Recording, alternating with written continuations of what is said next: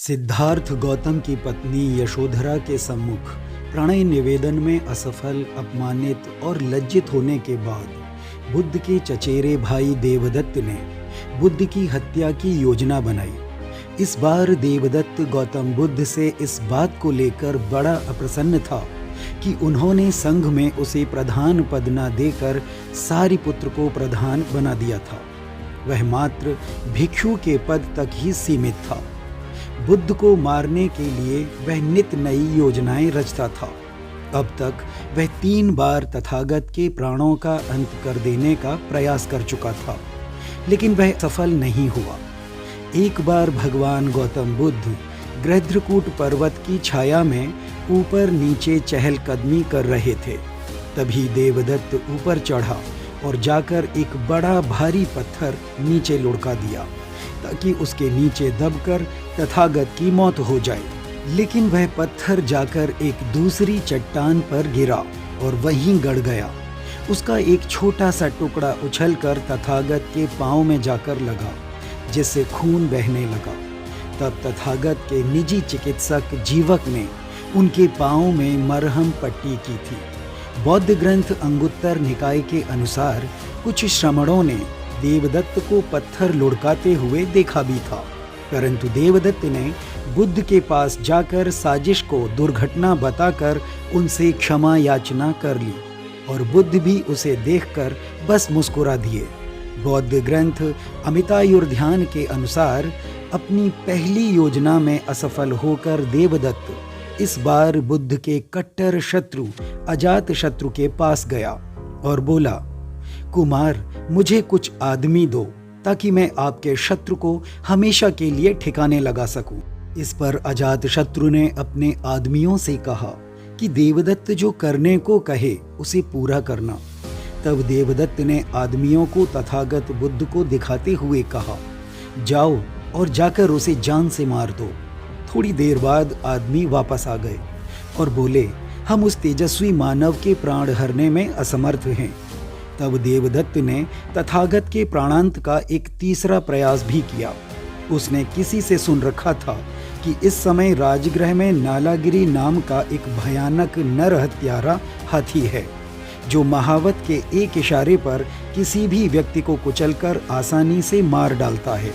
तब देवदत्त राजगृह पहुंचा और वहां हाथियों की गजशाला में उसने महावतों और हाथियों की देखभाल करने वाले हथवानों को कहा, मित्रों, मैं राजा अजातशत्रु का संबंधी हूँ। मैं जिस आदमी को चाहूँ उसका पद बढ़वा सकता हूँ और जिस आदमी का चाहूँ उसकी वेतन वृद्धि या राशन वृद्धि करा सकता हूँ। इसलिए मित्रों, जब श्रमण गौतम इस सड़क से गुजरे तो नालागिरी को छोड़ देना।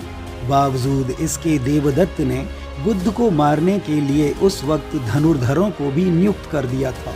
उसका मानना था कि अगर हाथी अपनी योजना में सफल न हुआ तो धनुर्धर बुद्ध के शरीर को तीरों से छलनी कर देंगे।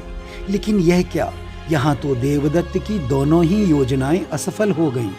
साथ ही उसने तथागत के बौद्ध संघ को तोड़ने के लिए अपने 500 भिक्षु समर्थकों को साथ लेकर एक नए धम्म संघ की स्थापना की, जिसके नियम और कर्म कठोर थे, जो बौद्ध धम्म से पृथक भी थे। देवदत्त का धम्म संघ किसी भी प्रकार की जीव हत्या का विरोधी था। वह मांस भक्षण का किसी भी रूप में समर्थन नहीं करता था। बाद में बुद्ध के परम शिष्य मोग्गलान ने देवदत्त के धम्म संघ का विघटन करवाकर उसे समाप्त करवा दिया। उनका मानना था कि देवदत्त के अनुयायी शाक्य मुनि से पहले के सभी बुद्धों का सम्मान करते हैं, लेकिन स्वयं शाक्य मुनि का नहीं। देवदत्त के शिष्यों में राजा अजातशत्रु भी शामिल थे। वहीं फ्रांसीसी बौद्ध विद्वान आंद्रे बेरो अपनी पुस्तक the Buddhist schools of the small vehicle में लिखते हैं कि 12 शताब्दियों के बाद देवदत्त का संप्रदाय अभी भी अस्तित्व में है। बावजूद इसके जब जनता और बुद्ध के करीबी लोगों को उसके इन दुष्ट प्रयासों की जानकारी हो गई तो उन्होंने उसका सारा लाभ, यश, मान सम्मान बंद कर दिया। उधर बुद्ध के वैद्य जीवक ने मगध नरेश और तथागत के बीच पनपे मतभेदों को समाप्त करवा दिया और दोनों में मित्रता करवा दी। अब राजा अजातशत्रु ने भी देवदत्त से मिलना जुलना बंद कर दिया और अपने सैनिकों को यह आदेश दिया कि जहां कहीं भी देवदत्त दिखे उसे बंदी बनाकर कारागार में डाल दिया जाए। अब जीवित रहने के लिए देवदत्त को घर घर भीख मांगनी पड़ती थी।